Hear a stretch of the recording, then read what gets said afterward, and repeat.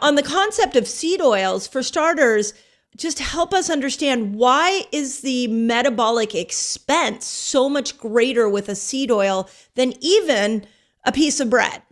Yeah. So to start with, the seed oils are the opposite of something nature makes, right? So just to piggyback on the conversation, nature doesn't make bad food. Nature makes plants that can have toxins that protect themselves, but human beings also are not so stupid that we have to be taught those particular lessons too many times. So we Yeah. know what foods are safe. We cultivate them, right? Yeah. So what you said also is important because it does something that we don't get when we start diving into macros and going real deep into details. And that is the big picture is we need to just respect nature. And that's I want to start by welcoming you back to the Resetter podcast. I always tell my repeat guests that I don't bring everybody back. I have to really love the conversation. I have to really feel like it's a necessary one. And the first time, which I think was like a couple of years ago, I had you on here, and yeah, it was so good that I'm really happy to have a repeat conversation. So let me just start by welcoming you Well, back. thank you. I'm happy to be back with you. I look forward to what we're going to talk about today. Yes, me too. So listen up, everybody, because this is one of the most pivotal conversations around metabolic health that I just feel like we cannot scream loud enough. So I want to start with this question. What is worse, carbs and sugar or seed oils? Oh, great question. Yeah. So I wrestled with that for many years before I came to the conclusion. And here it is. Definitely seed oils, hands down. Seed oils are worse than carbs and sugar, especially when you don't qualify what you're talking about in terms of carbs and sugars that, especially just like generally, right? Because Yeah. broccoli has carbohydrates. So when you get, let's say you get 50, 70 grams of carbohydrates from vegetables or other whole foods, that's definitely beneficial. Okay. I just Yeah. want to say that like those are beneficial. You know what I've started saying now is nature's carbs versus human-made carbs. Because we have villainized carbs so deeply and we forget that nature provides a lot of really healthy carbs, to your point. Well, yeah. I mean, the fact, just even talking about food in terms of these macros, that has nothing to do with nature. Nature Yes. doesn't Yes. grow carbs. Nature grows plants and animals Yes. I and love that this. third kingdom, fungus, we all forget about. But let's not forget about. Let's not forget about fungus.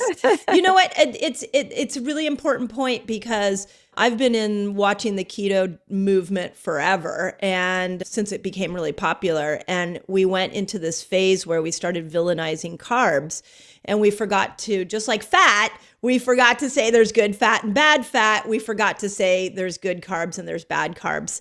And I just have not found nature to make any health mistakes. It's what we do with what comes out of the earth and how we manipulate it that now we have a problem. Yeah. So, but on the concept of seed oils, for starters, just help us understand, why is the metabolic expense so much greater with a seed oil than even a piece of bread? Yeah. So to start with, the seed oils are the opposite of something nature makes, right? So just to piggyback on the conversation, nature doesn't make bad food. Nature makes plants that can have toxins that protect themselves, but human beings also are not so stupid that we have to be taught those particular lessons too many times. So we Yeah. know what foods are safe. We cultivate them, right? Yeah. So what you said also is important because it does something that we don't get when we start diving into macros and going real deep into details. And that is the big picture is we need to just respect nature. And that's what I've Agreed. been talking about and doing. And that has been my guiding principle since I was born. I think I was just born with this idea that, respecting nature. Nature's not stupid. We need to No, it's bow not. down to her dominance over our lives. And, Amen. yeah. Amen to that. I agree. So seed oils are the opposite of natural. And what they do to our metabolism, and one of the things that convinced me that they are worse than even refined carbs and sugars, is that they change our metabolism. They change it in ways that seed oils and sugars can't. And what they do, and here's the real kicker, is that they make people crave sugar. And I think I just misspoke there. I think I said seed oils change our metabolism in the way that sugar and carbohydrates can't. Even the refined sugar and carbohydrates cannot change our metabolism in the ways that the seed oils can. And the name of the change, we all know this name. We've all heard of it. We just haven't tied it to seed oils. And that's what I did in Dark Calories for the first time, or maybe the second time. So I talked about it in Fat Burn Fix too, but I talked about it more like clearly, I think, in this one. And what seed oils do is they make us crave carbohydrates and sugar. And that is called insulin resistance, that state where we crave these things, not for flavor. I need to specify, most people are not craving them just for flavor. They're craving them mostly for what? For energy, for brain energy, because that's what insulin resistance is. And nobody's defined it that way. So that's one of the things that's new in Dark Calories, which is insulin resistance is the state where our brain needs sugar for energy, because nothing else in our metabolism will give it energy. Our metabolism is broken. The name of the broken metabolism, insulin resistance. That leads eventually to pre-diabetes, type 2 diabetes. So it's familiar, it's relevant. It's not some theoretical metabolic issue. It's something people are dealing with. Millions of people are dealing with diabetes. Twice as many people are dealing with pre-diabetes, and even more are dealing with undiagnosed insulin resistance. So are you saying that if I'm repetitively eating seed oils, it is changing my metabolism for the worst, as opposed to if I have some bread or crackers? I always call it bread, crackers, desserty things, which probably have seed oils in them too. But if I have a bread and sugar that doesn't have bad seed oils, and I have bad seed oils, the bread and sugar is not going to have as lasting of a consequence to my metabolic system as the seed oils are. Correct, because the bread and sugar do not have toxins in them, and the seed oils do. Wow. So, okay. And what ultra processed foods are is we put them all together. Right? Exactly. I mean, we put the bread, the sugar, and the seed oils together. So yes. Ultra processed food, you just defined it way better than, the people at Tufts, the geniuses who in South America who came up with this new NOVA classification system that all the academics are saying, oh, it's so brilliant, ultra processed food. When you ask them what is it, they give you like 5 pages of lists, and none of it makes any sense, because their ultra processed food list, the NOVA classification that now public health is going to be subservient to this. They're going to be saying things like, a steak is less healthy than Lucky Charms, because this is like, people have been up in arms about how absurd this thing is, but it's coming from Tufts University. It's coming from a university in Brazil, and it's coming to destroy our food supply even further, because it's grading food in such a way that real foods like steak and eggs and cheese and butter, those foods are graded poorly. They are considered ultra processed somehow. Like a hamburger is a preformed hamburger. When you go to the grocery store and you buy 100% ground beef, but it's preformed in the shape of a hamburger, that is considered the worst kind of ultra processed food, right? So that's why I'm saying we need to be clear on. I wanted to highlight that you're defining ultra processed food in a much more concise and accurate and helpful way than all the academics and all the king's horses and all the king's men who are leading, the officials leading this conversation around health.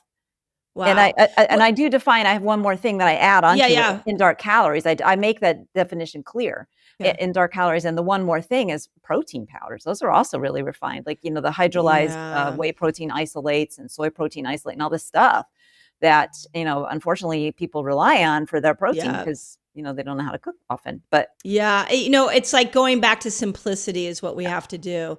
When I hear you talk about the way that they're redefining food, my brain has to go to two places. One, it goes to almost like I want to cry, I want to be angry, and then it goes to, but wait, why would they do that? Like, are these people really trying to kill us?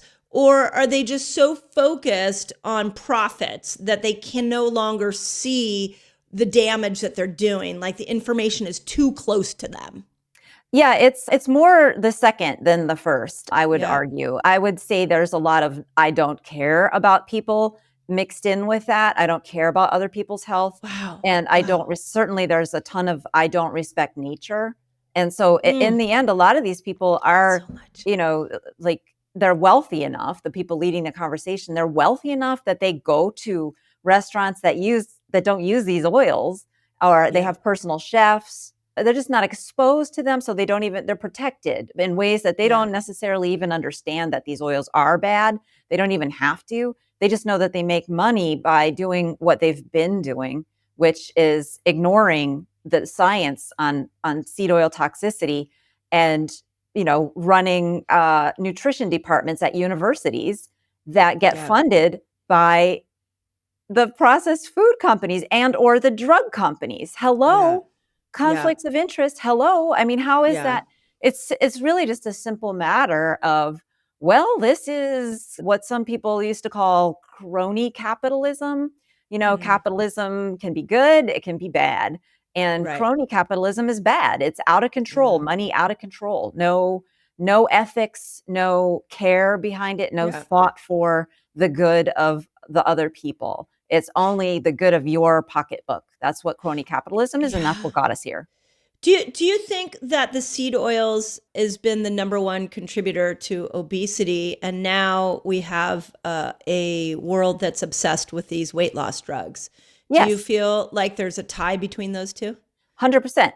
So chapter 3 of Dark Calories makes the connection there that again has never been made before. So I love bringing new science to the world. That's what I've been doing since my first book, Deep Nutrition. I love making sense of science. And because in my way, it's bringing people over to my thought of like, let's respect nature, right? That's why I Yeah, love let's doing this. respect her. Yes, let's put her on the pedestal she Belongs deserves. there. Yeah. Yeah. So how do they make us gain weight? Well, they make us hungry because they shift our metabolism. So that metabolic shift Mm, that I was talking about called insulin resistance, where we crave sugar, we crave it because our body fat has been corrupted. The chemistry of our body fat has been corrupted by the seed oils, and it no longer gives our brain the energy it needs mm, between meals. The whole job of our body fat is to serve up energy and fuel to all of our yeah. cells between meals. And the main sensor of the effectiveness or the fuel levels, if you will, Mm, in our body, the main sensor is right in our brain. So when our right. brain isn't getting energy, we have to take action. What is that action? Well, it makes us hungry and we Yeah. snack. So what we see with this obesity epidemic that almost nobody is talking about is a snacking epidemic. There are Hmm. more people snacking now than ever in Mm, history. We have more people eating 5 and 6 times a day now, mm, according to the surveys on how often people are eating than ever in mhm. history, according to Yeah. these series of surveys that have been done over the past 10 years. It's very simple. What's complicated is understanding the chemistry and the biology of the connection, and that's what's in the book. If so people can really understand it, so they can see that there's really something here. I'm not just making these claims, but Right. that's the bottom line, is that when we've based our diet on seed oils and the amount that we now consume, we have totally corrupted our metabolism and the chemistry of our body fat. And that makes us snack. It makes us hungry. Makes And us more hungry. Yeah. it makes us more hungry. And the foods that we eat are generally when we're in that state of oh my God, I'm having a snack attack. I'm hangry. I need something now. We don't eat foods made from scratch. We eat more fast foods, and those foods do not have the cholesterol and the saturated fat and the things that satiate us. So we overeat those too, right? So we're doomed to gain weight on this, in this paradigm of seed oils are healthy. Just listen, don't listen to nature, just listen to the latest food recommendations from the latest set of academics who are getting all their money from big business. Yeah.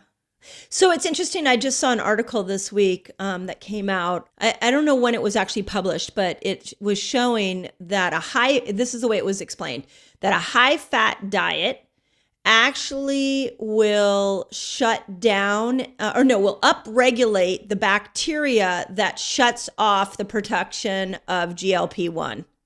So it's a high fat diet, right? You see the irony. So it's a high fat diet that upregulates bad bacteria, and that bad bacteria shuts off GLP-1. So now we're going to go give a bunch of these GLP-1 drugs to people to start to fix that system that was shut off by a high-fat diet. So then I went into the study to try to find out, like, tell me what fats. Yeah. And we're still in the same conversation of lumping all fats together, and they wouldn't break it. I couldn't find what fats they had looked at. And that's the problem. And I guarantee you that it was the vegetable oils, because if there were normal dietitians in there, and by normal, I mean not the very few who have adopted the keto diet, right? There's no dietitians who truly understand seed oils and their toxicity and the very things we are talking about. And I'm sure you've been now talking about to your audience for a while, since if you've been talking about seed oils since maybe the last time I was on. Or forever, since the last time. I've been talking about for years. And like when I told you when you came on, I'm like, we still have to go into this because people don't even realize what's happening to them with these seed oils. Right. And dietitians have no idea. So when a dietitian is designing any nutrition study, when they design a high fat diet, they are not allowed. They are generally disallowed by by the internal review boards to use butter and eggs and like natural fat foods.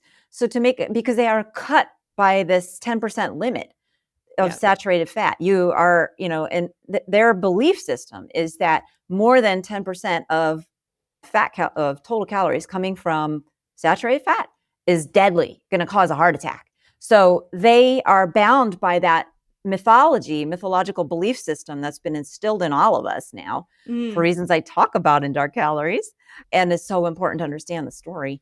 But they don't know that story. They don't know the history of why these things are considered heart healthy. They just believe they're heart healthy. So that's what they use. And so whenever you see a diet, unless it was in a study, unless a study involved a known low carb advocate, then you can read, you don't even have to dig around. You already know that they're not studying saturated fat and cheese, and they're disallowed from using that. And that's why they don't tell you, right? They don't, that's why there's a reason they don't disclose what's in the diet. I mean, don't you think that's wildly wrong and irresponsible and to just say high fat and not say, well, we're actually using vegetable oils that didn't exist before the industrial era, and we're depriving people of a whole set of foods that everybody used to eat until the American Heart Association made these false claims about cholesterol and heart healthy oils. So I think so. I mean, to me, that is just like so egregious. Yeah. I spent a couple hours on this one article a few days ago trying to figure out, and reading a research study is not like picking up a juicy novel. No, I know. You have to like unpack the words and stuff, but I could not find anywhere that they separated the fat out. Yeah, well, no, they don't. They on purpose. And so, Dr. Mindy, I'm just like, welcome to my world. This is what I bet have been doing. I don't know how many hundreds, maybe thousands of these studies, and and then the debunkers out there, they say, well, you don't have any evidence that these oils are bad, and I'm like, yeah, that's because they hide it. Because when they talk about high fat diets being unhealthy, they're not disclosing what fat they are Yeah. using. And I've dug Yeah. around and successfully found the answer quite a few times, but it's Yeah. not easy. You have to go down and track earlier studies and earlier Mm, studies. And then very often they will cite the exact tool that they are using, or the exact diet that they are using. And then you have to go and look that up elsewhere, and you have to have full text mm, access to all this stuff. And you don't always guarantee to have full text access to all yeah. the journals in the trail of discovery that is necessary to get to the root of what they're actually saying. So, it's just so irresponsible for anyone out there who's in that healthcare space to say there's no evidence, because they haven't Yeah. looked, they haven't tried themselves. They haven't done what you and I have been doing, spending Yeah. countless hours going down these rabbit holes to find that they are not telling us something very, very important. The key Yeah. thing. They're hiding it. They're keeping it behind. So just so that we can keep this really action oriented, can you explain for the person who doesn't know what a seed oil is, like which one of the oils or seed oils that we need to stay away from? There's 8. I call them the hateful 8, so that you can remember that there's 8 of them, because the Right. word seed oil doesn't quite cut it, right? Because there Hmm. are actually, sesame seed oil is not unhealthy. Right. And the word vegetable oil certainly doesn't cut it, because, I mean, what does that even mean? You don't get vegetables from broccoli, and olive oil is a vegetable oil, and that is healthy. So I had to create my own term, right? Love it. This is necessary byproduct of the fact that academics are not talking about this. So we have to take Yep. control of the conversation. I had to take control of it and create my own term. Hateful 8. So there's 8. So That's good. memorize these: soy, sunflower, safflower, corn, canola, cottonseed, rice bran, and grapeseed. And of Right. those 8, the first 6 are the most important. And there's 3 C's and 3 S's there: corn, canola, cottonseed, soy, sunflower, safflower. Those are the important ones to memorize, because when you're out grocery shopping, those are the ones you're going to see on the nutrition labels. The other 2 are mostly in restaurants. So the safflower and the sunflower oil, those are the two that I actually see in health food stores. Mhm. Like I'm right now I'm in LA, and one of my favorite places to go to is Air One, which technically you're supposed to be able to walk into Air One and everything's organic and non-GMO. But when you actually start to pick up the packages and you look, the oils are all off, and the two oils that just keep getting permeated into the healthy products is sunflower and safflower. Why, I think people are waking up to vegetable, they're waking up to soy, they're waking up to canola, hopefully, but sunflower and safflower seem to get fall under the radar. Why is that?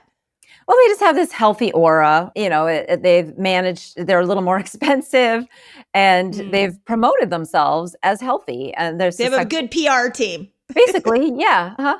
And to be honest, sunflower oil could be healthy, but they don't make it Mm. healthy, because what they do is there is no virgin sunflower oil. Okay. They just industrially, I mean, it's not in our products. It's not, Right. I'm sure there's some artisanal company out there that's selling tiny bottles, like a pint of virgin oil for $16, and that's guaranteed not what's in these health food stores. But make no mistake, they're all can be made organically, like All eight. air All eight. quotes, organic. Yeah. Yeah, they can be. You can, because what is it? What is required that makes it be organic? Well, you can call something organic if you don't add any hazardous materials to it during any point of the processing, right? That Mm. includes in the farm and also then in the factory, right? So Okay. when they make soy oil, they can make it, without using the hazardous. They can make organic soybeans, and then they can make it without the main hazardous material added to these oils is called hexane. It's a solvent. It helps dissolve the oil away from the seed to get more bang for your buck there, more dollar squeezed out of the oil, more oil squeezed out of the seed. And that hexane now is disqualified. Anything that was made with hexane, even though most of the hexane is removed, and there are trace amounts, but they're like parts per million or parts per billion. And that still disqualifies it from being called organic. So the organic label, though, isn't protecting people from the toxins Mm. that develop in the Hateful Eight seed oils during the refining, the storage, and the cooking processes. You see, Yeah. so that's the problem, and that these toxins are there in significant amounts. They're Right. not insignificant at all, No. especially the more that the oil gets longer it's stored, the more light it's exposed to, the more you heat it, the more toxins are there. And just to give people some qualitative idea here, there was a toxicologist who just picked up serving of fries from the local McDonald's, the local Burger Kings, and studied how many toxins are in there. And he found that it's equivalent to the toxicity of cigarettes. Like Whoa. one French fry equals the toxicity of one cigarette of, and Wow. that's just of this, that Wow. even as bad as that and shocking as that is, he was studying a type of toxin called alpha beta unsaturated aldehydes. That's just one category of toxins. There's two. Oh, it's only one of the many Yeah, that are in yeah, there. yeah, Yeah. yeah. Those are Wow. called second order reactants. There's first order reactants and third order reactants that he just doesn't study. Wow.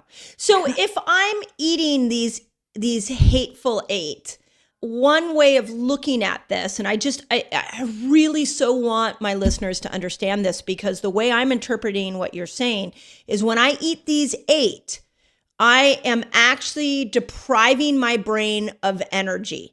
And if I deprive my brain of energy, it will do everything it can to get me to eat again so that I can give it the energy back.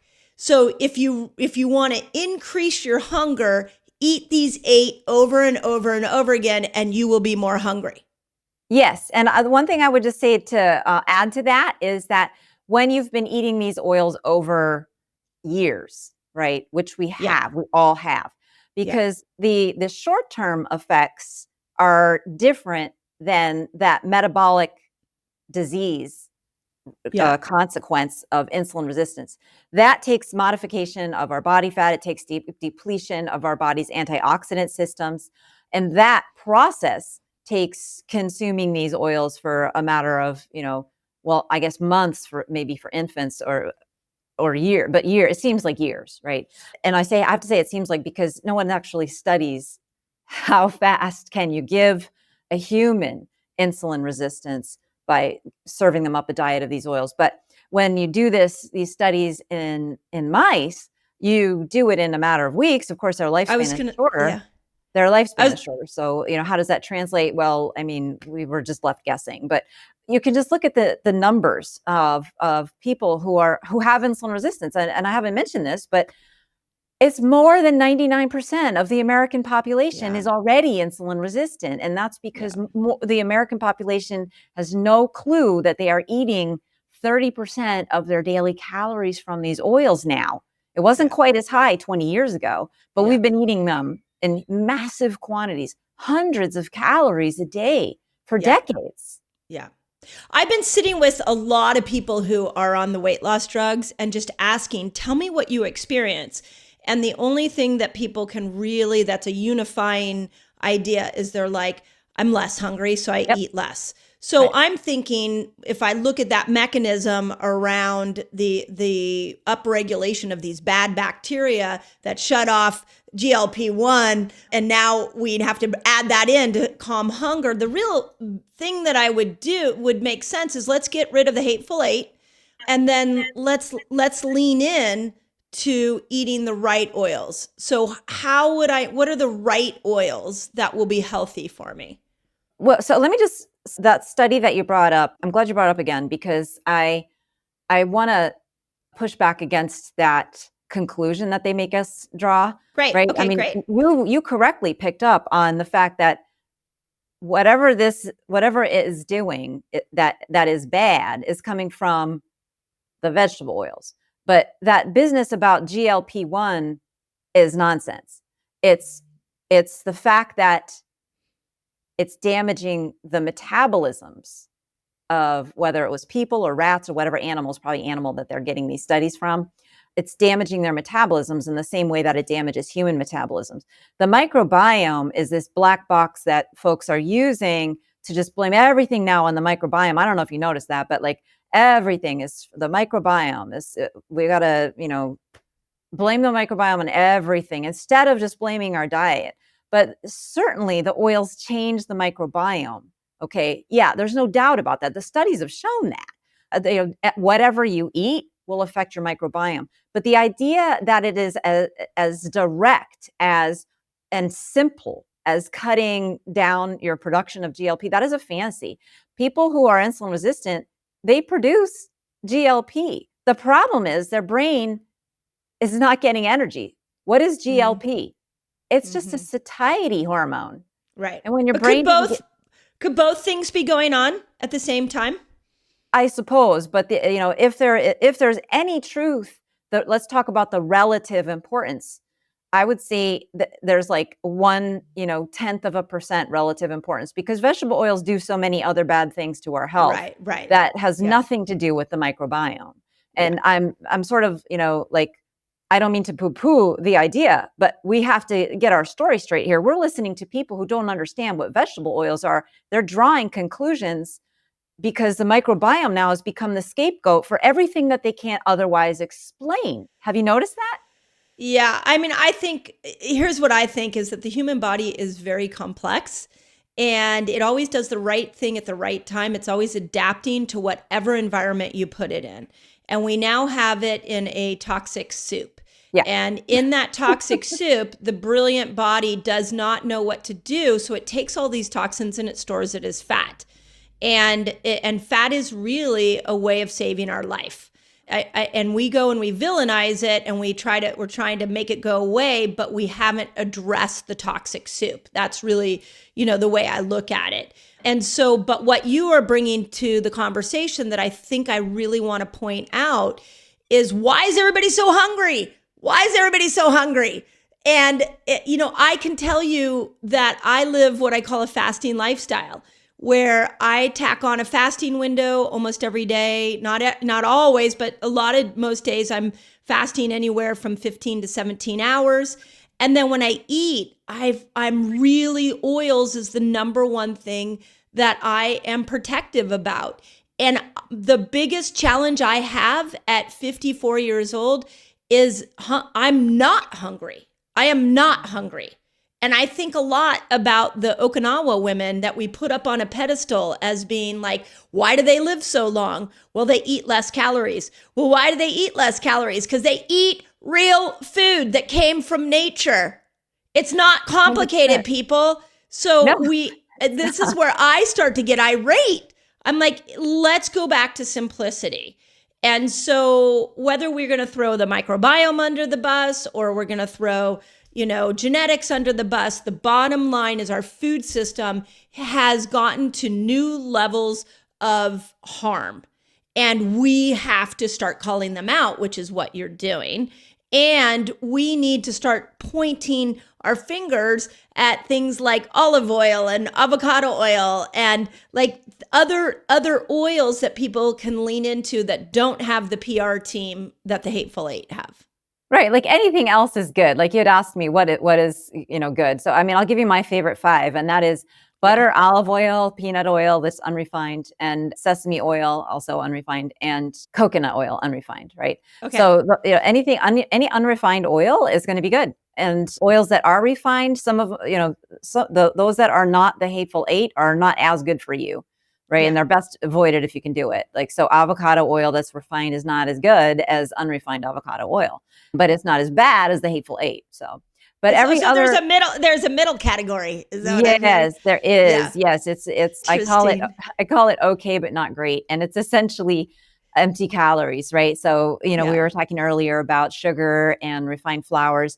Those are empty calories also. So the refined oils that come from coconut and the refined peanut, those are basically the empty calories of the oil world. And they're not something you want to seek out, but they're better than the Hateful Eight. So it's important to understand that there are, those 3 categories, and there's the good, the bad, and the middle ground of just empty calories, right? So like, we were talking about carbohydrates when they're whole foods, they're actually good for you. But when you refine them, then they're no longer good. But they're not toxic, directly toxic. I mean, you could argue that if you eat enough sugar and spike your blood sugar, that has toxic effects. And indeed it does. But the toxicity is slow motion compared to the toxicity of how seed oils affect our health. Yeah. So how do I get around these seed oils? Because now I can tell you, as somebody who travels a lot, I go to restaurants when I travel, and they all have the Hateful Eight in them, even the high-end restaurants. So my husband and I have kind of come to the conclusion that when we're home, we're going to make our own food, or when we travel, we go to Airbnbs and we try to make our own food. But it's, even for somebody who's educated on the topic, it's really hard to get around them. Do you have any strategies for people on, like, when you're at restaurants or, out and about? How do we get around the how prolific these oils are? Yeah, so the last third of the book is devoted to practical strategies that will help you accomplish exactly that. And so, just as an example, one of them is when you go to a restaurant, if it's a sit-down restaurant, all you need to do is say, do you have anything that you can cook for me right now in real butter, not butter oil? Rather than trying to go through the exercise of asking what oil they use, because we already know the answer. If they're not telling you that it's seed oil free restaurant, then they're not paying attention to the oils for the most part, unless it's like, a super fancy restaurant, then they might be using olive oil. If they say as a traditional French or Mediterranean or something, from Spain, and they're all talking in Spanish or French or something, and they say they get their oils from that country, but that's rare. So for the most part, you have to take control of the conversation, and that's how you do it. And I give you all kinds of strategies and tips on how to do that. And also, another really common question that I get is, gosh, when I start looking, I find these oils are in everything. And, how much is too much? And so I tell you how to tell how much is too much too, right? Because there is such a thing as an insignificant amount of a toxin, right? I mean, I'm not saying you can't even have 1 part per billion of this stuff. If that's basically what it amounts to, it's not significant. Let's not worry about that. Let's do what matters and focus on what matters. And and that's what I've been about my whole career is let's not focus on the fact that some people have celiac and can't eat gluten. That doesn't mean everybody needs to avoid gluten, let's not focus on the fact that some people have problems with peanuts. That doesn't mean everybody needs to avoid peanuts. Let's not get lost in these contaminants that are, although not great, they're somewhat overwhelming when you try to think about all of them. There's a lot of toxins, right? Our food supply is not great. Let's just get that out of the way. But there's what we need to do to stay sane in this world is learn the worst of the worst. It's called hierarchy, right? We put the worst of the worst. We know that this is number one. This is our priority. Let's make avoiding vegetable oils the priority.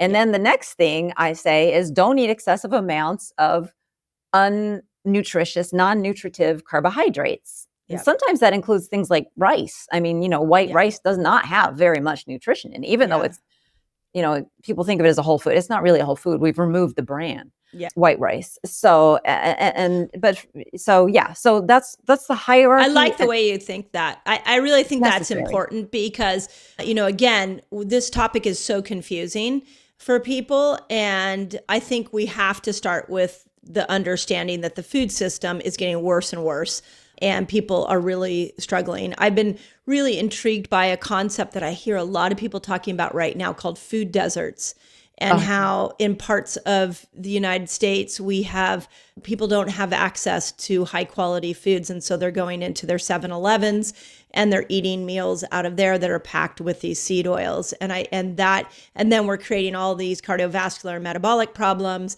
And then our immune system's going down. And then now Big Pharma comes to rescue us all from that. So I love how you've put this at the top. And I really, really agree. I think educating yourself is really important. Here's a couple of sticky spots for me. One is, I'll use myself as an example. I love sweet potato fries. They are my favorite. If I go to a high-end restaurant and I'm going to have a grass-fed burger and I'm going to have sweet potato fries and I know they're cooked in the wrong oils, am I doomed now? Like how long? I've heard some things say that that oils, those seed oils stay in you for years. Like if I have one batch of sweet potato fries, what's the metabolic consequence of that for me down the road? The dose makes the poison. So if you're doing that every single day, you're going to be getting more toxins. So it's not just that the fats, it's really less of a problem that the fats stay in your body fat for years than the consequence of the toxins that we consume that deplete our antioxidants. And so this is the new information that's in Dark Calories that will really help folks like you, Mindy, and other people who are really into health understand what these oils are doing to our bodies. And it has to do with the concept of oxidation and oxidative stress. And those are new terms, but they are the key to unlocking your understanding to all of it. And I explain what they are. By the time people are done with it, they're like able to put it together in basically one sentence.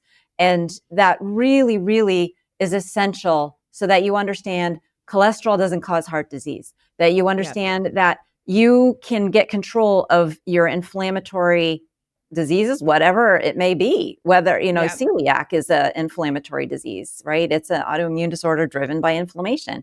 And psoriasis, skin conditions are driven by inflammation.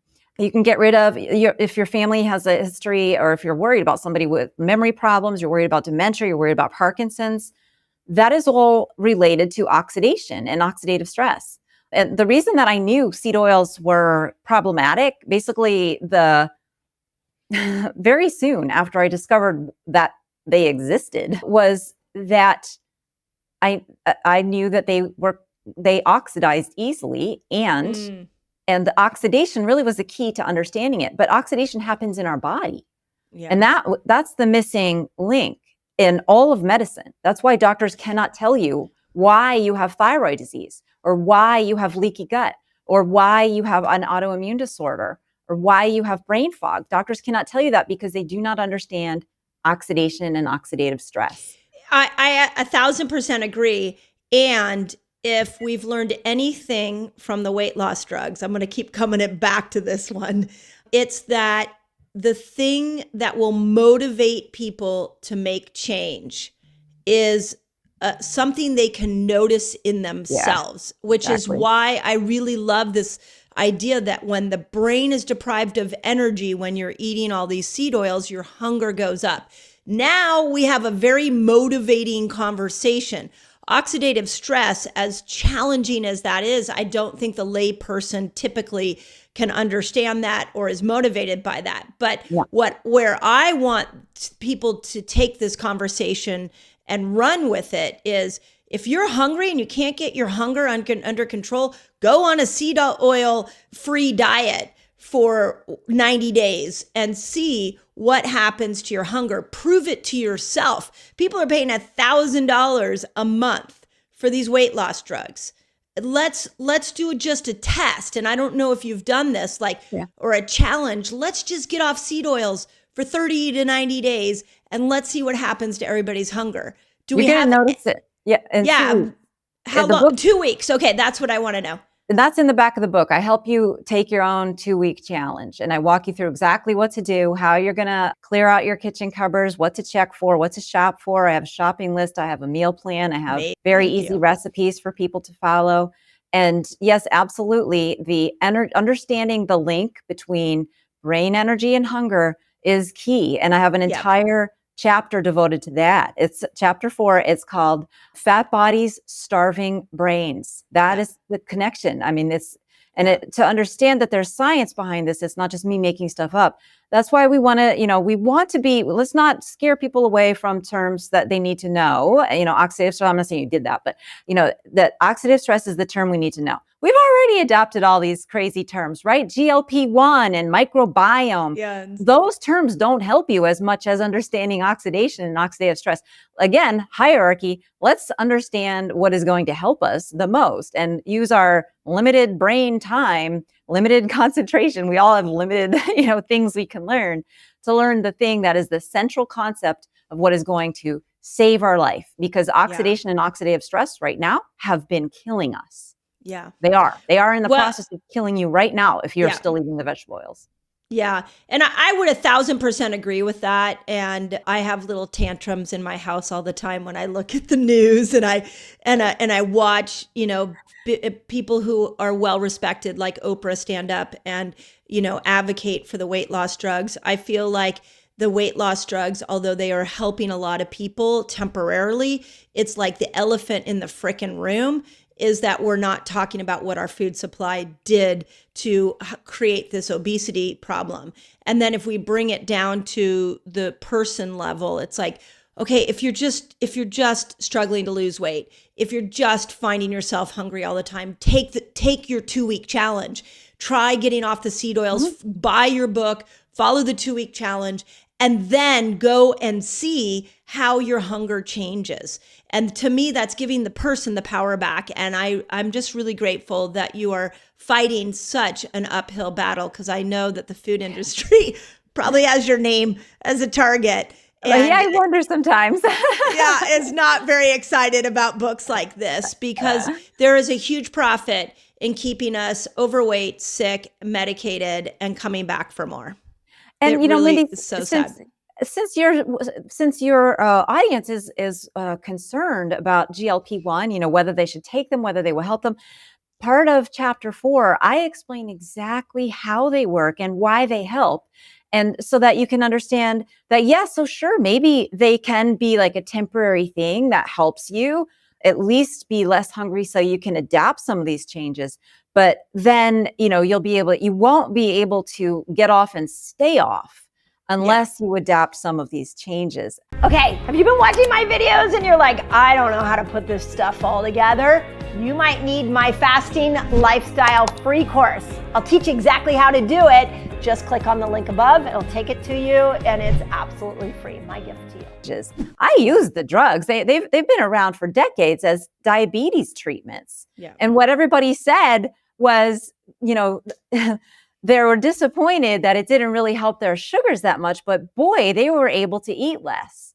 And it helped their blood sugars exactly as much as it helped them eat less of the foods that were raising their blood sugars. And it just took, the pharmaceutical company a few years for that to dawn on them, and that's what was going on, that they're just an appetite suppressant. They're just an appetite suppressant that is not like the other appetite suppressants, which made people jittery and elevated their stress hormones and their adrenaline and caused arrhythmias and caused them to sweat and all kinds of horrible digestive side effects.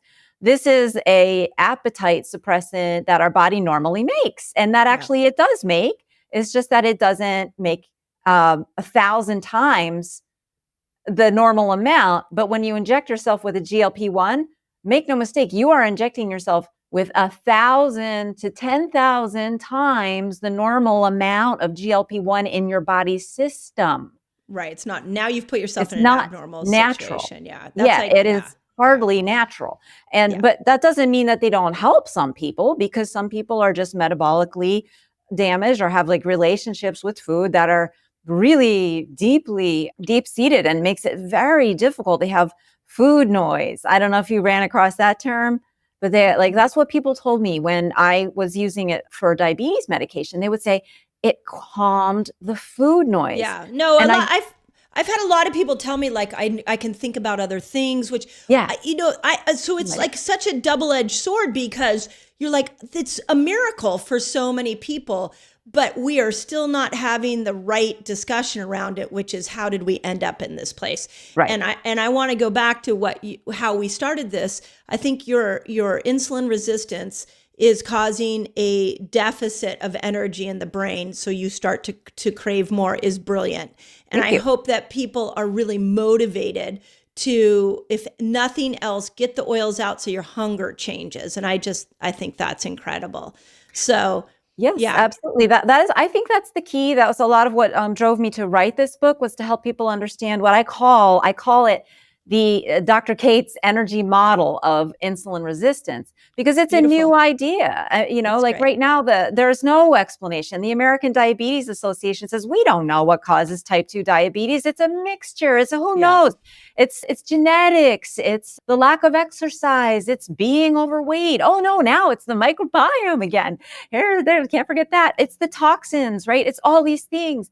Mishmash of confusion. We don't know. We don't want to know. Right? Because we like things the way they are. So this is a new idea. Now, the other idea that came along that made sense even to me for a while was insulin, the insulin carbohydrate model proposed by folks like Gary Taubes and Jason Fung. And I don't know if you've had any of them on your podcast, but those folks talk about the carbohydrate model of insulin resistance, where it's driven by insulin. But that's why that is wrong. That was a better idea than what the American Diabetes Association says, which is just give up. It's hopeless. Take our drugs. That at least gave people, oh, okay, I can cut out all my carbs and then I won't be producing this insulin, which is a hormone that has somehow become toxic in my body. And I'm saying that, does so somewhat sarcastically, because it is a stupid idea. Insulin is not a toxin. It's a hormone.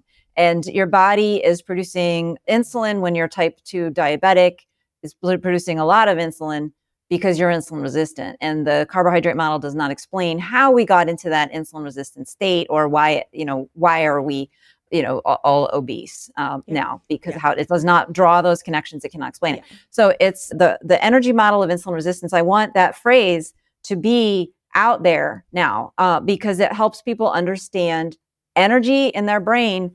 And that is the key to resolving all metabolic disease, getting their brain that energy. And I show you how in Dark Calories. I love that. So let me finish on this. I always love to understand the depth of the way people look at health. So the last question I've been asking this year is, what is health? What's your definition of health, and how do you know when you're healthy? Oh, I would say energy, right? Like if you wake up in the morning after you've had a good night's sleep and you wake up and you feel like you have energy, you feel like whatever the day is going to bring you, you can take it on. You're like, bring it on, man. I got it. I got this. I can do it. Like look at the Olympic champions, they're bursting with energy, right? Yeah. They're not like schlepping out onto that gym floor and then like perking up a little bit when the music comes on. They're bursting with energy. And so really now, my answer has changed a little bit too, right? It used to be, connecting, putting your body in alignment with nature. Now, since everybody's dealing with these energy problems and, lack of energy, that is the answer right now. If you get your brain, your body energized, you can do so much more. And one just final thing I want to leave people with is that I myself experienced this transformation. I too was insulin resistant. I wasn't particularly overweight, but my brain energy was not there for me. And when I changed my diet, I literally feel like I get 30% more life out of my day every day, because I have more brain capacity to live and think and deal with stuff. Yeah. Agreed. So how do people find your book, and how do they find your work? And I'm going to really take it one step further and ask everybody to try the 2-week challenge. So get the book, try the 2-week challenge, and then report back what you notice. So how do people tap into your resources? Yeah, so come to my website, which is drcate.com, and that's spelled DRCATE.com. And please sign up for my newsletter. So you scroll down to where it says get a free basket of goodies when you sign up for Dr. Cate's newsletter. And you'll get my newsletter, which comes out about once a month, after you get a few free goodies and a couple of short emails to figure out, like, do you want to read one of my books? But those resources that you will download for free will help you even if you don't read the books. And staying, in touch with me and emailing me, please, if you do have success with this, I want to hear about it, because that helps me. Yeah. And post about it. Like this is a problem we're all in. And so people listening to this, if you take that 2-week challenge, you get a result, post about it, send her a message about it. Like this is something that the time has come to call out the food industry and to call out these oils. So Dr. Cate, thank you for fighting the fight. I know it's not easy. I really can hear it in your voice. I know many of us who have been trying to empower people one by one. It's frustrating when we don't have the money that the big food industry has. We can't get to the researchers, but we watch big pharma profiting from big food's egregious way of making food, and it gets exhausting. So thank you. Thank you so much for fighting the fight.